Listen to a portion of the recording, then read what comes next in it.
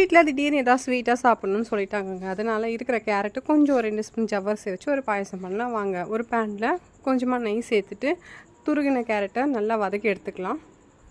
இப்போ இதை எடுத்து தனியாக நம்ம வச்சுக்கலாம். இப்போ இது கூடவே ஒரு 2லேருந்து 3 ஸ்பூன் ஜவ்வரிசி, உங்களுக்கு எக்ஸ்ட்ரா பாயசம் வேணால் நீங்கள் கொஞ்சம் நிறைய கூட சேர்த்துக்கலாம். சேர்த்துட்டு இதையும் நல்லா வறுத்துட்டு இது கூட காய்ச்சின பால், நான் 1/2 லிட்டர் பாலில் காய்ச்சி வச்சுருக்கேன் தண்ணி சேர்க்காமல், அதையும் இதுக்குள்ளே சேர்த்துட்டு ஜவ்வரிசி நல்லா கலந்து விட்டு வேக வச்சுக்கலாம். இப்போ அதுக்கு இடையில ஒரு பேனில் முந்திரி திராட்சை நம்ம வறுத்து வச்சுக்கலாம் நெய் சேர்த்து. இப்போ இது இருக்கட்டும். இப்போது பாதி அளவுக்கு நமக்கு ஜவ்வரிசி வெந்ததுக்கப்புறமா நம்ம வதக்கி வச்சுருக்க துருகின கேரட்டையும் இதுக்குள்ளே சேர்த்து நல்லா வேக வைக்கலாம். இது பாயசம் கன்சிஸ்டன்சிக்கு நல்லா குழஞ்சி வர அளவுக்கு நல்லா வேக வச்சுக்கலாம்.